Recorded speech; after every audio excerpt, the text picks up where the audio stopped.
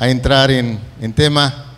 Sé que están viendo aquí el Evangelio según Marcos. Y le platicaba yo al hermano José Luis, curiosamente en la iglesia también estamos viendo este Evangelio. Más o menos nos irá a llevar unos 2 años terminarlo. Y hoy vamos a predicar acerca de Marcos en el capítulo 6, versículo 45, si me hacen favor de abrir su escritura.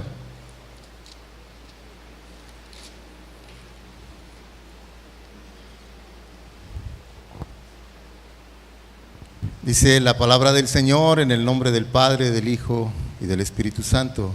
Y enseguida hizo a sus discípulos entrar en la barca e ir delante de él a Betsaida, en la otra ribera, entre tanto que él despedía a la multitud.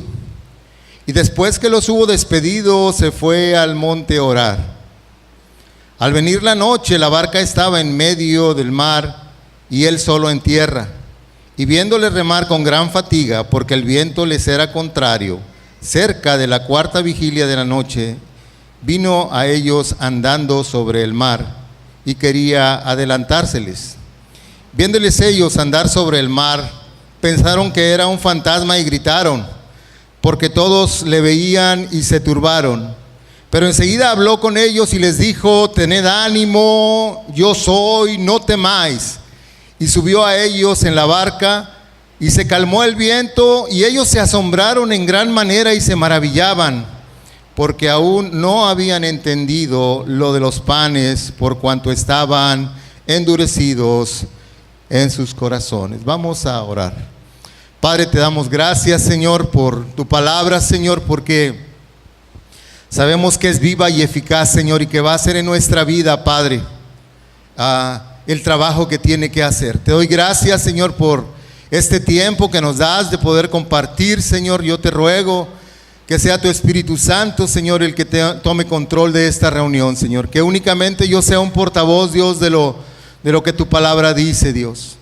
Nos interesa saber qué es lo que tú dices, no lo que dice el predicador, Señor. Por lo tanto, Padre, nos ponemos en tus manos para que tú hagas la obra perfecta en nuestra vida y en los que aquí estamos, Padre. En el nombre de Jesús, Señor, te doy gracias. Amén. Bueno, lo que acabo de leer sigue inmediatamente a los versículos donde el Señor había hecho un milagro, donde había dado de alimentar a una gran cantidad de personas. La Biblia dice que es la alimentación de los 5,000, pero en realidad fueron muchas más personas, hermanos, porque solamente se contaron a los varones, no se contaron ni a las mujeres ni a los niños.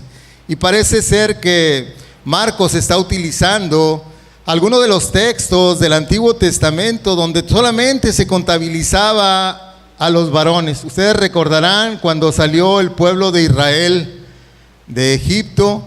Dice la Escritura que salieron 700,000 varones, pero dice que salieron 700,000 varones en edad militar, o sea, gente que todavía tenía fuerzas para ir a pelear, sin contabilizar ni a las mujeres ni a los niños. Una cantidad alrededor de 2,5 millones, 2,400,000, pero por ahí anda entre los 2 y 3 millones de pesos fue aquella multitud que salió de Egipto. Y bueno, la palabra dice que el Señor dio de comer a 5,000, o es lo que dice la Escritura. Sin embargo, pensamos que eran alrededor de 20,000 personas las que estuvieron ahí. Y el Señor proveyó, sació el hambre de aquellas 20,000 personas, y dice la Escritura que cuando hubieron todos saciado su hambre, se recogieron todavía 12 canastas, mismas que sirvieron para dar de comer a aquellos discípulos hambrientos, cansados, que habían tomado un tiempo para estar en Betsaida con el Señor, pero que sin embargo las multitudes le siguieron, y me parece que no fue un tiempo de mucho descanso el que tuvieron por ahí los discípulos. Este es un milagro, hermanos, portentoso. Yo podría decir que es uno de los milagros más fuertes en la Escritura que el Señor nos enseña. Y también es una demostración del poder, hermanos, y de la misericordia que tiene el Hijo de Dios. Y una evidencia de lo que será el reino de los cielos para todos los que estamos aquí. Un reino de los cielos donde no habrá necesidad y donde habrá abundancia de todas las cosas. La verdad es que cuando uno piensa en esto, hermanos, por todos los problemas, por todas las situaciones que pasamos, anhelamos ese día de estar delante de la presencia del Señor. Jesús satisfizo la necesidad física de aquellas personas, pero no entendieron estos, hermanos, ni los apóstoles, cuál era el propósito principal de haber dado de comer o de haber saciado el hambre de todas estas personas. Dice más adelante la Escritura que los discípulos tenían aún endurecido el corazón, y no tan solo los discípulos, sino la gente. Este es un milagro, hermanos, que nos enseña el futuro glorioso que nos espera a todos aquellos que somos hijos de Dios. Un reino, hermanos, donde no habrá necesidad. Un reino donde habrá abundancia para todos nosotros. Y si bien es cierto que el Señor suplió la necesidad física de todas estas personas, Él sabía que iban a volver a tener hambre. Como sucedió después, fueron y lo buscaron porque les había dado de comer. Sin embargo, el Señor les dijo que había otro pan del cual cuando ellos comieran no iban a volver a tener hambre. Abra por favor la Escritura ahí en el Evangelio de Juan, en el capítulo 6, versículo 48.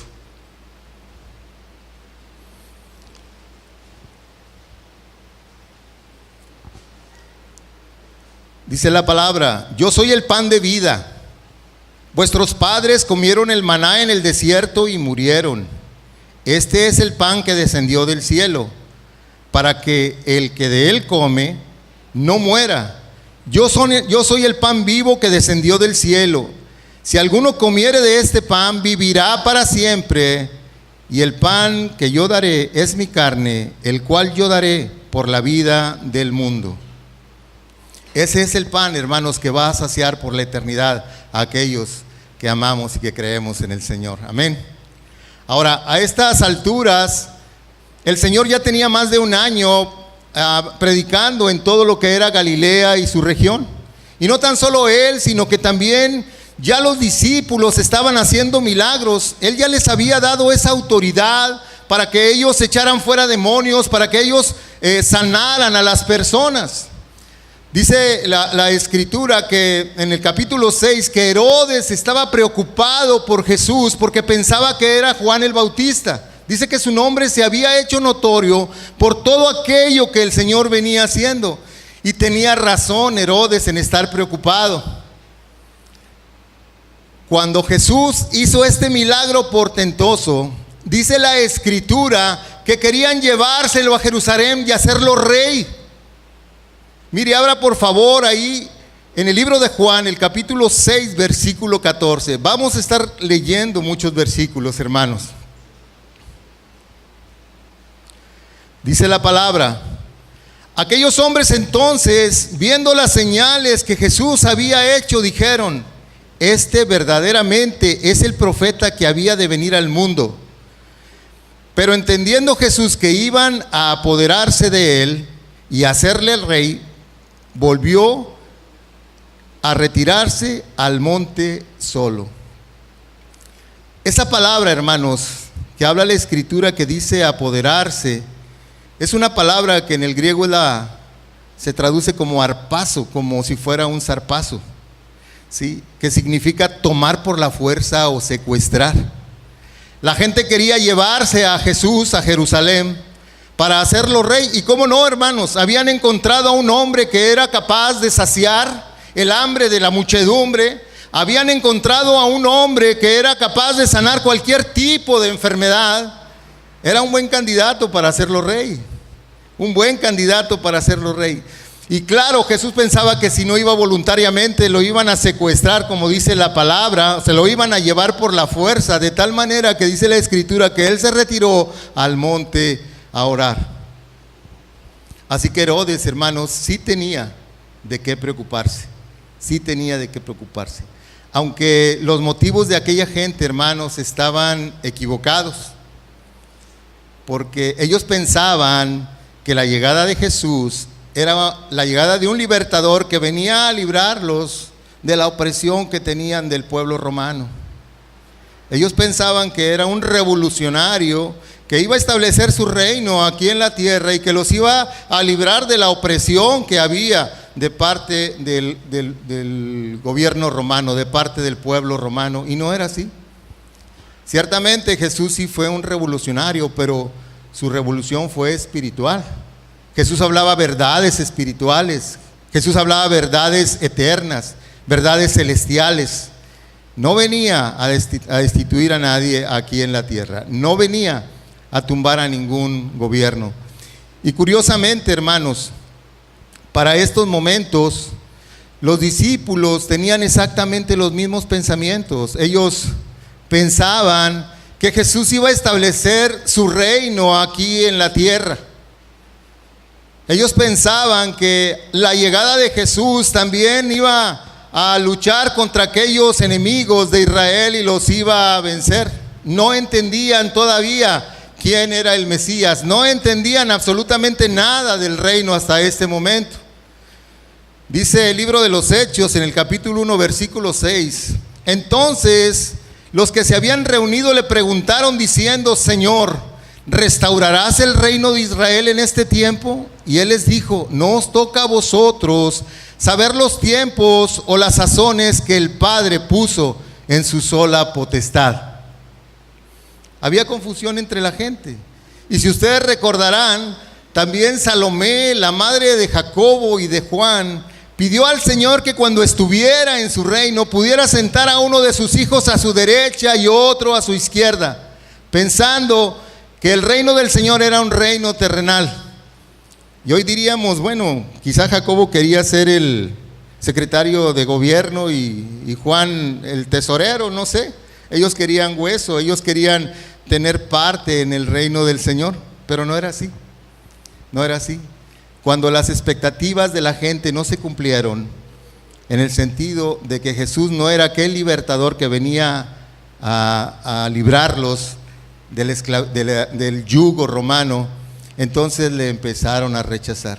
Y muchos de aquellos, hermanos, muchos de aquellos que habían sido alimentados en aquel momento o que habían tenido algún favor de parte de Jesús, le rechazaron, y estos mismos fueron los que más adelante pidieron su muerte.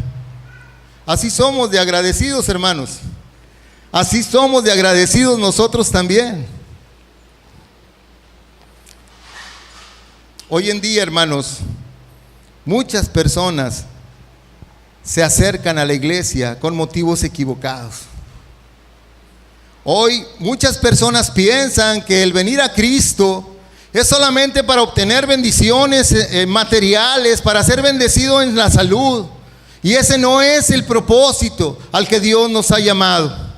Muchas personas piensan que Jesús es un ídolo que está ahí para cumplir sus caprichos y sus deseos. Y no es así, hermanos. Esa no es la prioridad de los hijos de Dios. No estoy diciendo que esté mal pedir por las bendiciones materiales o por las bendiciones de salud. No estoy diciendo esto, pero esa no es la prioridad que el Señor estableció para la vida de sus hijos. Un día después, hermanos, de que Jesús dio de comer a estas 20,000 personas, y luego les negó nuevamente y les dijo: es que ustedes vienen conmigo porque yo les di de comer. Dice que muchos se fueron, muchos le abandonaron porque no vieron cumplidas las expectativas que ellos tenían en ese sentido, porque veían solamente las cosas materiales, porque veían a Jesús como un milagrero.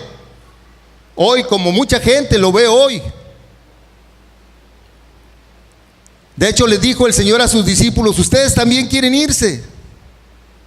Y ahí viene aquella frase, hermanos, aquellas palabras hermosas del apóstol Pedro, que dijo: ¿a quién iremos si solamente tú tienes palabras de vida eterna? ¿Y a quién iremos, hermanos, nosotros? Si solamente Jesús tiene palabras de vida eterna. Versículo 45, hermanos. de Marcos 6.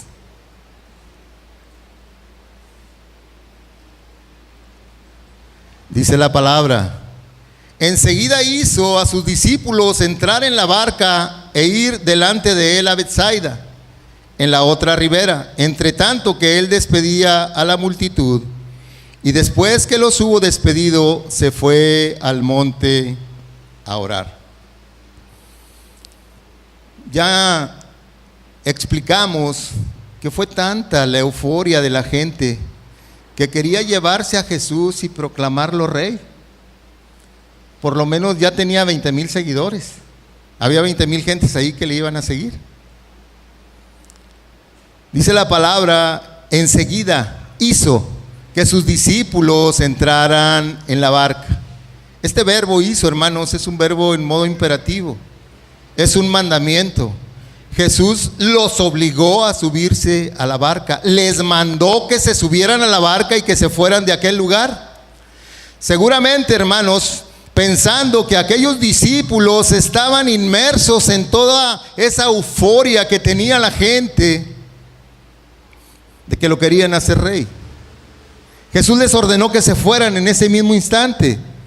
Y cómo no, hermanos, cuando existe un milagro de esta naturaleza, o es un milagro de esta dimensión, pues yo creo que todos estaríamos ahí platicando a ver qué fue lo que sucedió. Y yo me imagino a los discípulos enredados entre la gente, revueltos entre la gente, platicando acerca de esto que acababa de hacer el Señor. Pero era la euforia de la gente que quería llevarse a Jesús y hacerlo rey. Y Jesús los despachó. El verbo hizo es un imperativo, les decía yo, es un mandamiento. Dios les ordenó, Jesús les ordenó que se fueran del lugar, porque probablemente se iban a ser parte de ese meeting que quería llevarse a Jesús a Jerusalén. Dice que Jesús les ordenó que se subieran a la barca y se fueran a Betsaida. Ahora aquí hay una dificultad, porque están en Betsaida y les ordena que se vayan a Betsaida. Cualquiera pudiera pensar que hay una contradicción en la Escritura. No, hermanos, es que hay dos Betsaidas. Uno es Betsaida de Julias, que era donde se encontraba Jesús y los discípulos, y él les ordenó que se fueran a Betsaida de Galilea. Este Betsaida de Julias se llamaba así por una hija de Augusto, un emperador romano, que le puso el nombre de su hija a esta región. Entonces, por ahí pudiera presentarse alguna situación y que alguien le pueda comentar que esto se contradice. No es así, había dos Betsaidas. Dice el versículo 45 en su segunda parte: entre tanto que él despedía a la multitud. Ahora imagínense usted, hermanos, y les pido que se transporten a aquel momento. Jesús acaba de dar alimento a 20,000 personas. Acaba de saciar el hambre de 20,000 personas. La gente está en este lugar seguramente comentando acerca de lo que acababa de suceder. Qué difícil. Yo les decía a mis hermanos en la iglesia hace unos días que normalmente cuando terminamos los cultos, la gente no se quiere ir del culto porque pues la comunión entre los hermanos es muy buena, o sea, y a veces tenemos que apagarles las luces y cerrarles las puertas, así como Jesús, los hacemos que se vayan de la iglesia, les ordenamos que se vayan de la iglesia. Pero imagínese usted dar de comer a 20,000 personas con 5 panes y 2 peces. Claro que había una euforia tremenda en aquel lugar. Tremendo. Ahora, Jesús ya no estaba con sus discípulos, él se quedó solo, y dice la palabra: entre tanto que él despedía a la multitud. ¿Cómo le hizo para despedirlos? Yo me imagino, hermanos, no lo dice la Escritura, pero que con la misma autoridad que Jesús les ordenó que se juntaran en grupos de 100 y de 50. ¿Sí recuerdan eso? Que el Señor les pidió que se juntaran en grupos de 100 y de 50. Con esa misma autoridad los despidió. No le encuentro otra explicación a este pasaje, no le encuentro. Yo pienso que fue la autoridad de Jesús en que les dijo: váyanse. Y ellos agarraron camino. Versículo 46 dice: y después que los hubo despedido, se fue al monte a orar. Era una costumbre el de Jesús de pasar un tiempo con su Padre, el de tener intimidad con su Padre. Pero esta vez seguramente Jesús iba triste, decepcionado por la incredulidad de la gente, porque no habían entendido cuál era el propósito de aquel milagro, porque la gente lo veía como un milagrero y no como el Mesías, porque veían al Jesús sanador, pero no al Jesús salvador. Seguramente Jesús estaba triste, desconsolado.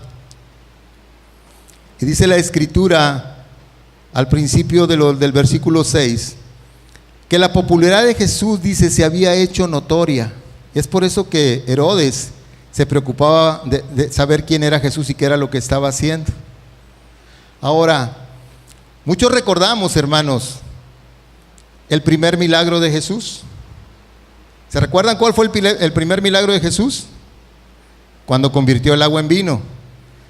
Pero poco recordamos, hermanos, cuál fue el primer sermón de Jesús. Y ahí en el libro de Marcos, capítulo 1, versículos 15, no lo busquen, por favor. Dice: el tiempo se ha cumplido, el reino de los cielos se ha acercado. Arrepentíos y creed en el Evangelio. Este era un buen tiempo para coronarlo rey. Alguien que habla de un reino, de que el reino de los cielos se ha acercado, pues debe de ser un rey. Toda la gente en ese momento dijo: bueno, si él dice que el reino de los cielos se ha acercado, hagámoslo rey. Hagamos de él lo que necesitamos. Finalmente hemos encontrado a un hombre que es sobre promedio, a un hombre que sacía el hambre de las multitudes, a un hombre que sana cualquier tipo de enfermedad. Seguramente este es un rey. Este es el rey. Un poco antes también de que el Señor fuera crucificado, Pilato quería saber por qué las multitudes, la turba judía, lo había entregado a él. Y mire lo que dice el Evangelio de Juan en el versículo 18, en el capítulo 18, a partir del versículo 33. Entonces Pilato volvió a entrar en el pretorio y llamó a Jesús y le dijo: ¿eres tú el rey de los judíos? Jesús le respondió: ¿dices tú por ti mismo o te lo han dicho otros de mí? Pilato le respondió: ¿soy yo acaso judío? Tu nación y los principales sacerdotes te han entregado a mí. ¿Qué has hecho? Respondió Jesús: mi reino no es de este mundo. Si mi reino fuera de este mundo, mis servidores pelearían para que yo no fuera entregado a los judíos, pero mi reino no es de aquí. Queda claro, hermanos, que la respuesta de Jesús no dio lugar a ningún cuestionamiento, otro cuestionamiento. De hecho, Pilato, dice la Escritura, que no encontró ninguna culpa en Jesús. Y me parece también que la respuesta de Jesús es bastante clara, en el sentido de que Él no venía a destituir absolutamente a ningún gobierno, ni a ningún gobernador, ni a ningún rey. Él claramente dice: mi reino no es de aquí. Mi reino no es de aquí. La gente no entendió o no entendía hasta este momento cuál era el propósito por el que Jesús había venido a la tierra. Dice en Primera de Juan que el propósito por el que Cristo vino a la tierra es para deshacer las obras del diablo y para librar a muchos del castigo eterno. Ese es el propósito. Ese es el propósito por el que Jesús vino a la tierra. La gente estaba equivocada, hermanos, en cuanto no entendieron el propósito al que había venido Cristo. Y de la misma manera, nosotros necesitamos entender cuál es el propósito que Dios tiene para nosotros al habernos dado una salvación tan grande. Y déjeme decirle otra cosa, hermano. Muchas veces nuestros planes no coinciden con los planes del Señor. Dice el libro de Isaías que sus pensamientos no son nuestros pensamientos y que sus caminos no son nuestros caminos. Y si bien es cierto, hermanos, que Jesús suple todas nuestras necesidades materiales y más, ese no es el propósito primario por el que Dios nos ha dado la salvación. Quien piense que eso es a lo que vino Cristo, a solamente darnos bendiciones materiales, bendiciones de salud, está equivocado. La Escritura dice que el propósito del Señor para nuestra vida, el propósito de Dios para nuestra vida, al habernos hecho hijos suyos, es que podamos reflejar la imagen de su Hijo. Es que nos podamos parecer cada día más y más a su Hijo. Es que tengamos en nuestra mente la mente de Cristo, que hagamos como Él hizo, que seamos santos como Él es santo. Ese es el propósito que Dios tiene para tu vida y para mi vida cuando vinimos arrepentidos a los pies de Cristo.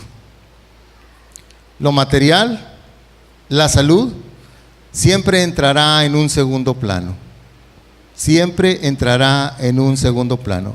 Así es que si tú piensas que el propósito de venir a la iglesia para buscar de Dios es que el Señor te bendiga, te prospere en la parte material, déjame decirte, hermano, que estás equivocado. Ese no es el propósito primario que Dios tiene para la vida de sus hijos.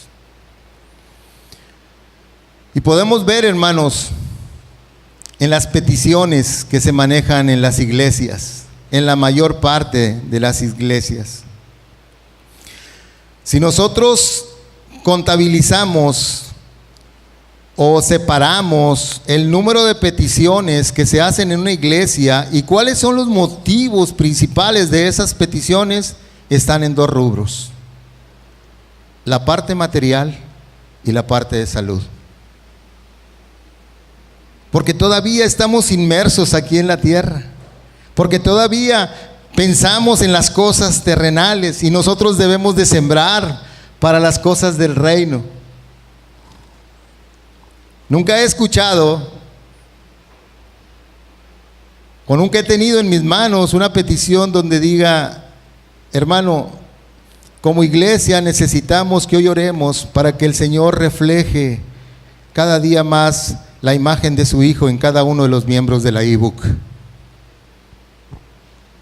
Hermano, necesitamos orar porque como iglesia ebook necesitamos que el Señor ponga en nuestra mente la mente de Cristo.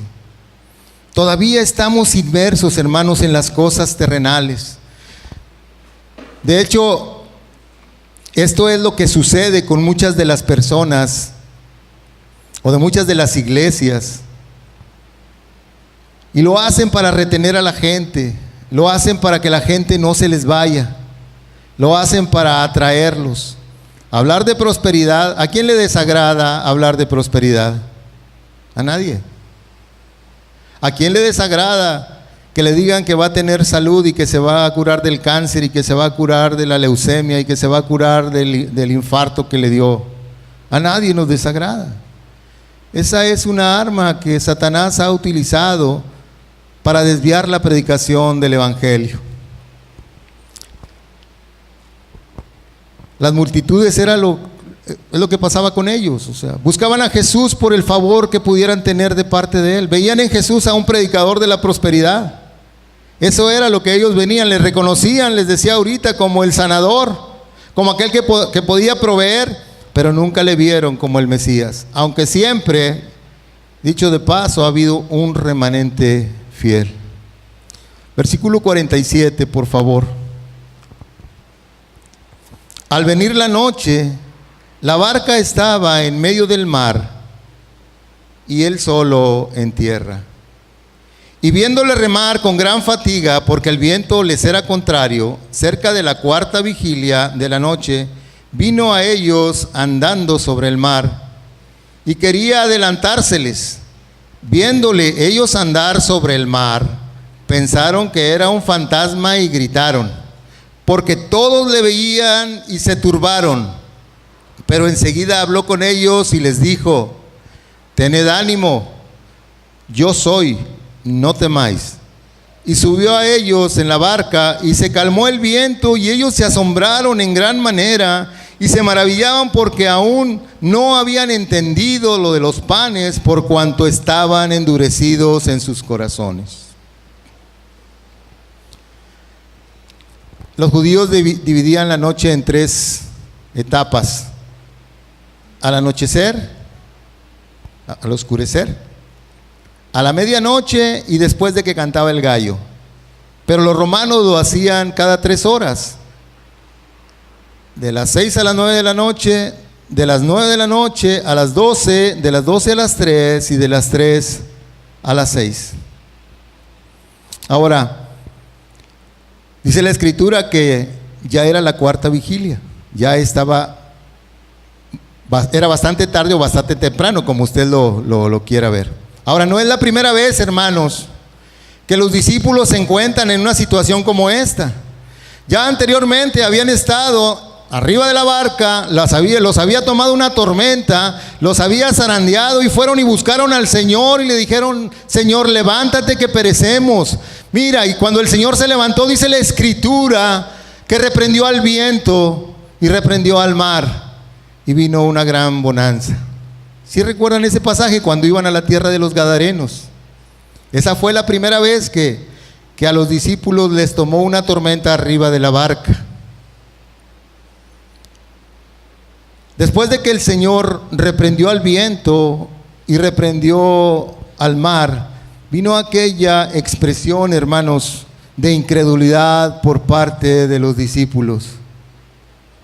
¿Quién es este que aún el viento y el mar le obedecen? ¿Quién es este? Así somos, hermanos, incrédulos. Somos iguales que los discípulos. Ahora, dice la palabra que a pesar de la distancia, sí, porque los discípulos se habían alejado más o menos unos 5 kilómetros de la orilla, Jesús nunca los perdió de vista. Era oscuro porque era la 4ª vigilia y Jesús siempre supo dónde estaban sus discípulos. Jamás estos discípulos estuvieron, hermanos, fuera del alcance divino del Señor. Nunca. Él sabía exactamente dónde estaba la barca. Y aquí hay algo que es muy importante y que necesitamos aprender. ¿Quién fue el que los forzó a subir a la barca? Jesús. Él fue el que voy a utilizar una expresión muy norte, Él fue el que los trepó a la barca. Jesús los mandó a la guerra. Jesús sabía que iban a pasar por aquella tribulación, por aquella prueba, y había un propósito con relación a esto. Ahora déjame decirte algo que es muy importante, hermano, para tu vida.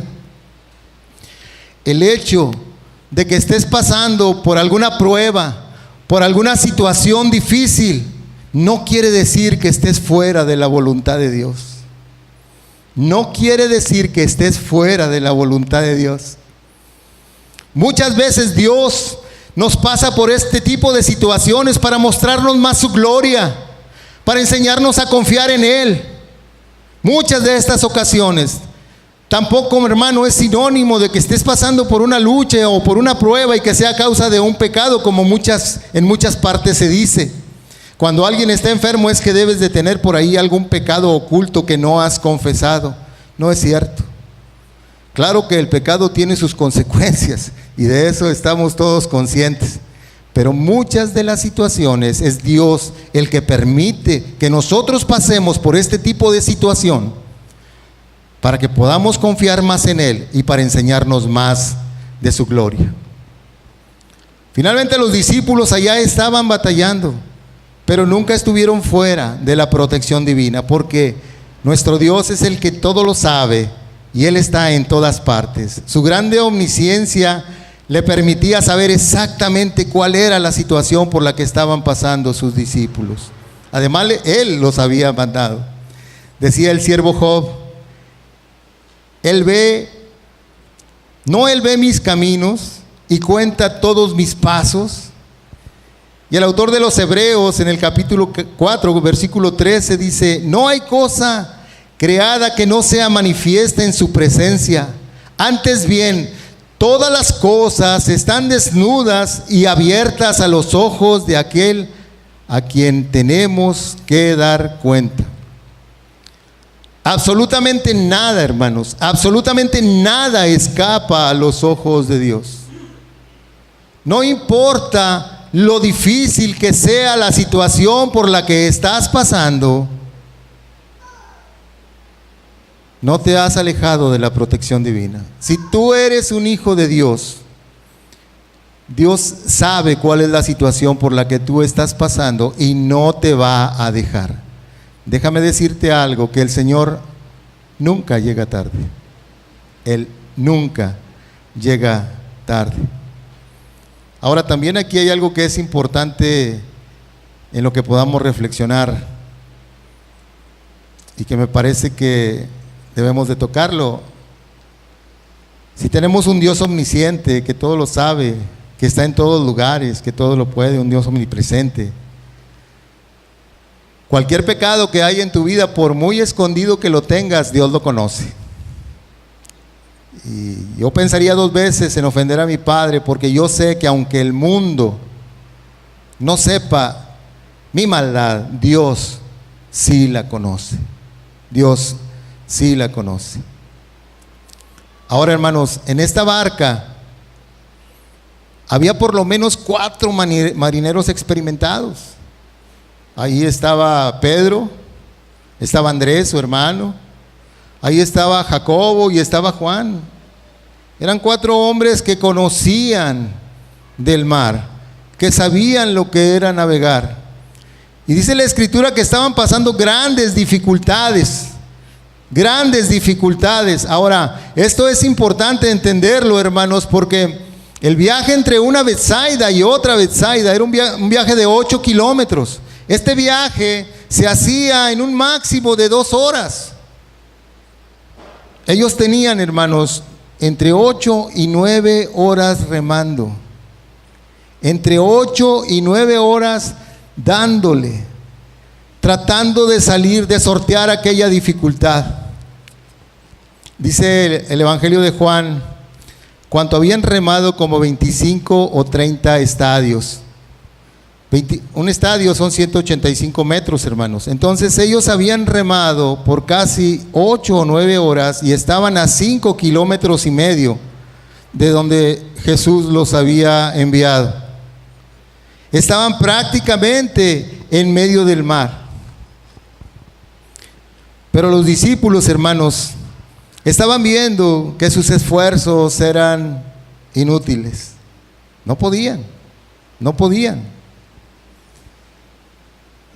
Y para nosotros, hermanos, como lección nos debe de servir esto. ¿Cuántas veces intentamos remar solos? ¿Cuántas veces confiamos más en nuestras capacidades, confiamos más en nuestras fuerzas, en nuestra inteligencia para poder salir del problema? Y ahí sigue el problema y sigue el problema. La Escritura no dice que los discípulos en ese momento clamaron a Dios. No dice que clamaron. Dice que estaban batallando y que no avanzaban, que estaban en medio del mar. Después de 9 horas de estarlo haciendo, evidentemente ya había terror en sus vidas, ya había pánico en sus vidas. Pero no dice la palabra que clamaron al Señor. Y así estamos también. Y dígame si no, muchas veces pensamos que nuestras capacidades son suficientes para resolver el problema. Y ese problema se va agravando cada vez más. Y ahí está el Señor mirándonos y diciendo, bueno, ¿hasta cuándo me vas a dar chance para ayudarte? Porque tenemos todavía incredulidad, hermanos. Porque todavía no tenemos toda nuestra confianza puesta en el Señor. Dice, vino a ellos andando sobre el mar y quería adelantárseles. Viéndoles a ellos andar sobre el mar, pensaron que era un fantasma y gritaron. Esa palabra gritaron, en el texto original es la palabra chillaron. Yo estoy seguro, hermano, que usted y yo también hubiéramos chillado. Porque todos le veían y se turbaron. Dice, pero enseguida habló con ellos y les dijo, tened ánimo, yo soy, no temáis. Y subió a la barca y se calmó el viento, y ellos se asombraron en gran manera y se maravillaban, porque aún no habían entendido lo de los panes, por cuanto estaban endurecidos en su corazón. El soberano del universo, hermanos, llegó caminando como si hubiera ido por una calle pavimentada hasta donde estaban sus discípulos. Ni la tempestad, ni los vientos huracanados evitaron que Jesús llegara hasta donde estaban sus discípulos. Ahora, imagínense la situación. 12 hombres arriba de una barca, 9 horas remando. Verdaderamente estaban exhaustos de esta parte. Estaban asustados porque ellos pensaban que iban a morir ahogados. Y de repente ven una silueta entre la penumbra que se viene acercando a ellos. Dice la palabra que chillaron. El libro de Mateo dice que dieron voces de miedo, gritos de terror. Estaban espantados los discípulos, hermanos. Y yo también me hubiera espantado. ¿Usted no se hubiera espantado, hermano? Cansado, asustado por su vida, porque sabía que muy probablemente iba a perecer ahogado. Y de repente ven entre la penumbra una figura que se viene acercando a ellos. Dicho sea de paso, la gente del primer siglo decía que las grandes tragedias nocturnas se debían a los espíritus. Entonces, ellos conocían esto. De alguna manera asociaron todas estas cosas y dice la palabra que chillaron. Y yo también hubiera chillado. Y me hubiera abrazado de José Luis y del hermano Carlos para chillar los tres juntos, porque sí nos hubiéramos asustado mucho.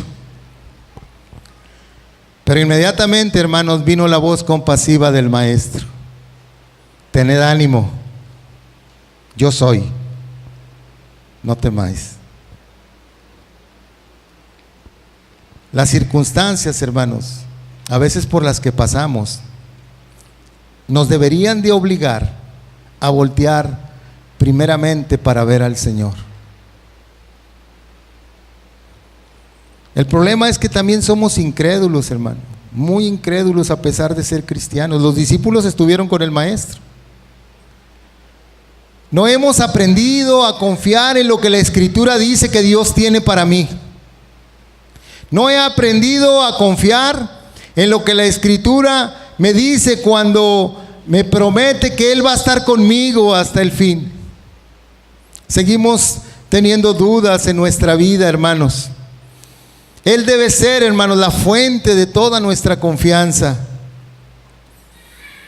Y no importa lo que estos ojos vean o lo que estos oídos oigan, toda mi confianza como hijo de Dios debe de estar puesta en el Señor. Amén. Amén, hermanos. El Señor les dijo, tened ánimo. Es una expresión que Jesús usa para pedirle a su pueblo que aún en medio de las circunstancias y aún en medio de la dificultad podamos confiar en Él. Y hace otra declaración y dice, yo soy. Y esta misma declaración, hermanos, es la que hizo el Señor a Moisés cuando le preguntó, y si me preguntan de parte de quién vengo, tú les dirás, vienes de yo soy. Jesús no solamente había hecho un milagro portentoso, sino además estaba reafirmando que Él era Dios. Y qué confianza, hermanos, porque estas son exactamente las mismas palabras que el Señor tiene para nosotros, para nuestra vida. Cuando estamos en situaciones complejas, Tened ánimo, yo soy, no temáis. Pero muchas veces, hermanos, queremos seguir remando solos. Muchas de las veces nos olvidamos de las promesas que Dios tiene para nuestra vida y preferimos resolver nuestros problemas por nuestras propias capacidades, con nuestras propias fuerzas. Y muchas veces esto nos trae que aquel problema se haga mucho más grande. Ahora Marcos, hay una parte del pasaje que no narra, y seguramente porque ustedes recordarán, y ya creo que ya se les enseñó, que el Evangelio de Marcos son las memorias de Pedro. Y hay un pasaje ahí que tiene que ver con Pedro, que Marcos no menciona, pero que lo menciona Mateo. Por favor, abra su Biblia en el Evangelio según Mateo, capítulo 14, versículo 28.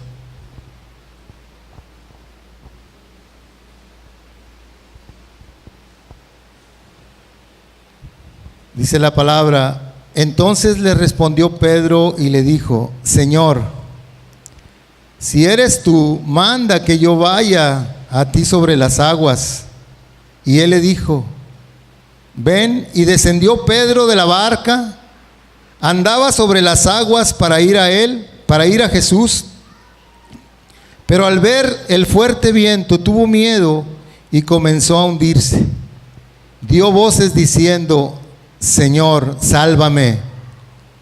Al momento Jesús extendió la mano, asió de él y le dijo: hombre de poca fe, ¿por qué dudaste?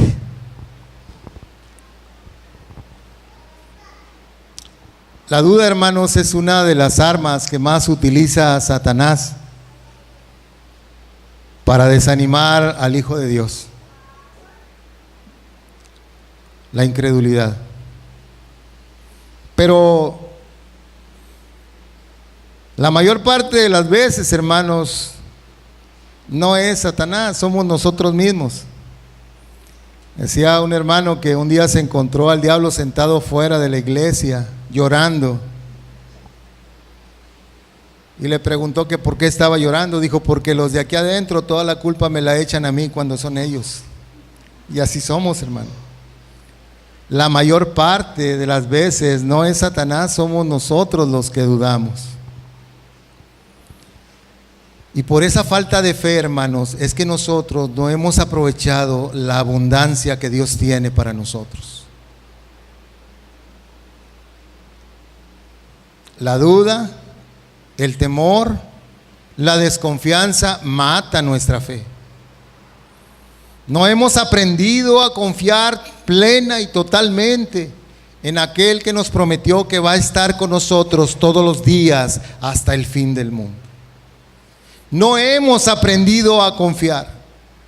Todavía dudamos, todavía somos como los discípulos. ¿Y quién es este que aún el viento y el mar le obedecen?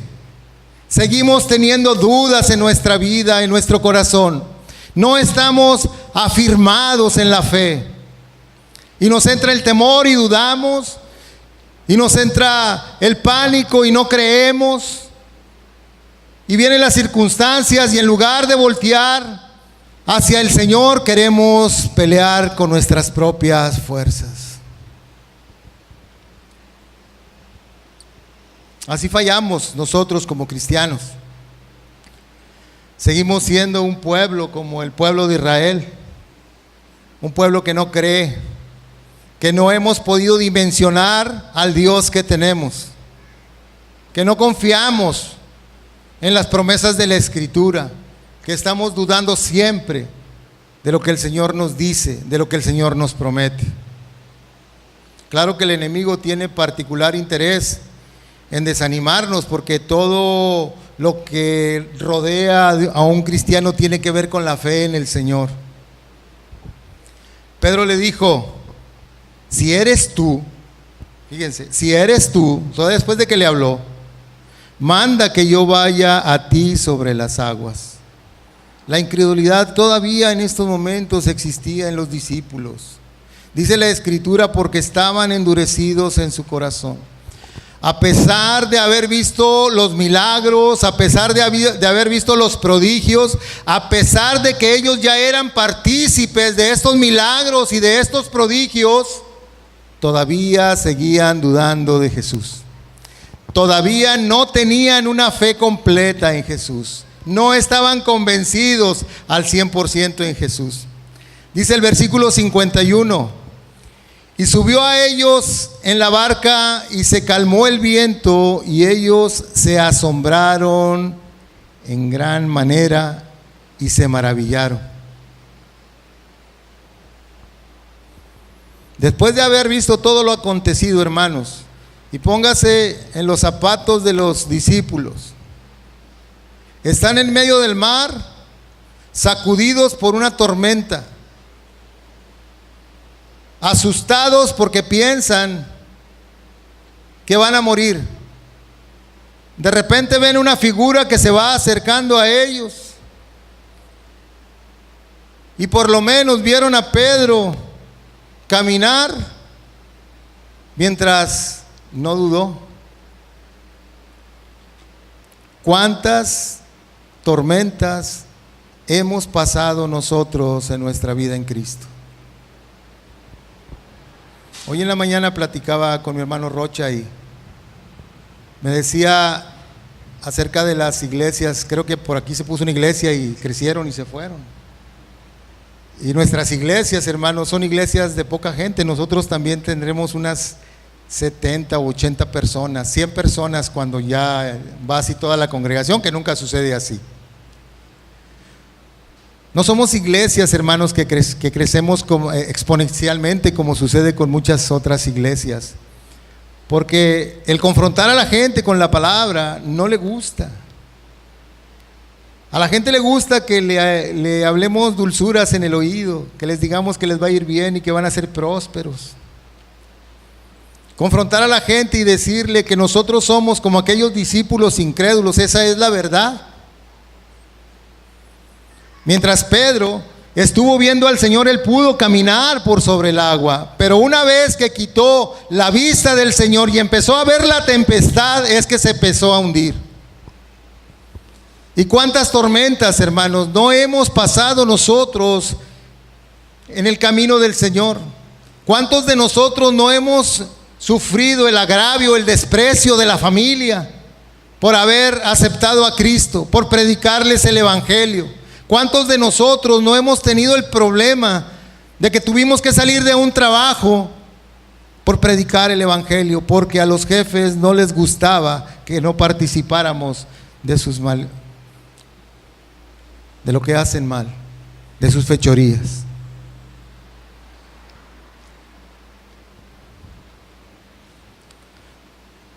Dice la palabra ahí en Mateo 14:33.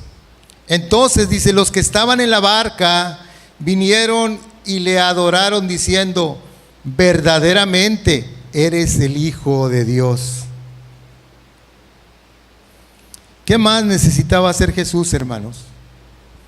¿Qué más necesitaba hacer el Señor para que ellos pudieran creer en Él como el Mesías?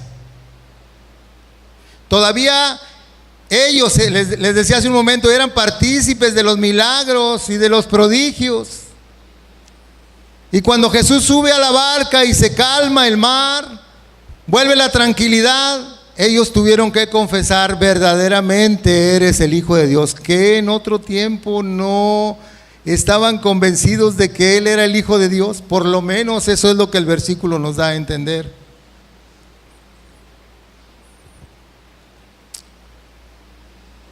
Los discípulos reaccionaron cuando Jesús subió a la barca y se calmó la tempestad. Y las multitudes, a través de los milagros y de los prodigios, es que seguían a Jesús. Y como decía hace un momento, solamente porque veían en Él a un ídolo que podía salvarlos del hambre, que podía salvarlos de la enfermedad, pero no que podía salvar su alma. Los discípulos debieron de haber adorado a Jesús cuando Jesús dio de comer a aquella multitud. Debieron de haberlo adorado en aquel momento.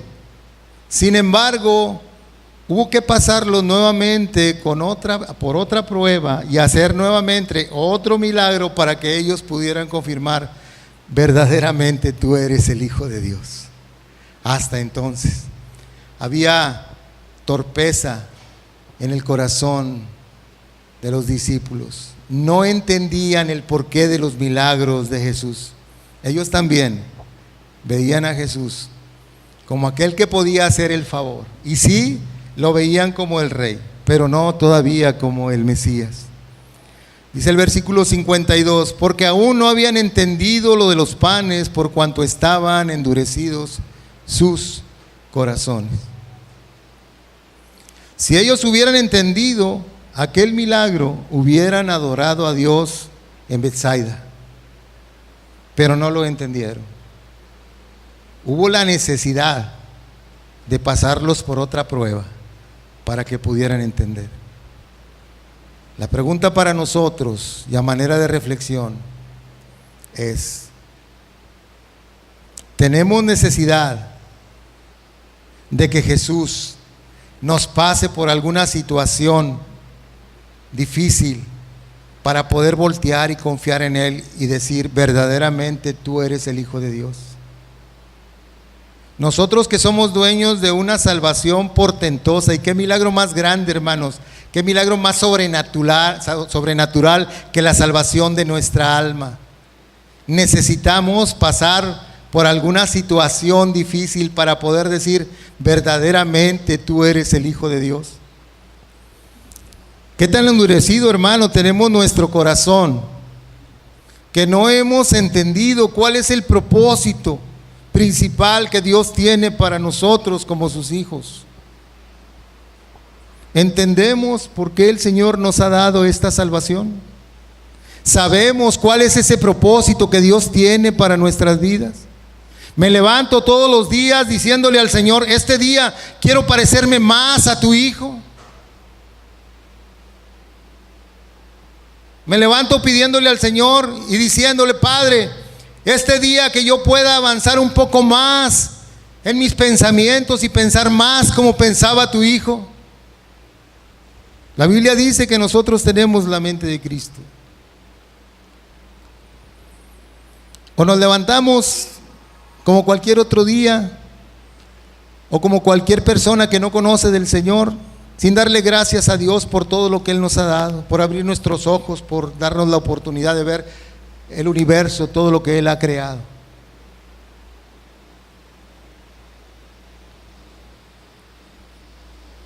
A los discípulos hubo que pasarlos nuevamente porque ellos tenían endurecido su corazón. Y hubo que pasarlos nuevamente por otra prueba para que pudieran declarar: verdaderamente tú eres el Hijo de Dios. Ahora, probablemente esta mañana tú estés atribulado, probablemente estés pasando por situaciones difíciles, tu matrimonio, económicas, probablemente estés pasando por alguna prueba complicada y no la entiendes. Lo único que yo te puedo decir ahorita es que Jesús no te ha perdido de vista. Tú no estás fuera, si eres un hijo de Dios, de la protección divina. Muchas veces, hermanos, las pruebas y las tribulaciones son puestas por Dios a nuestra vida.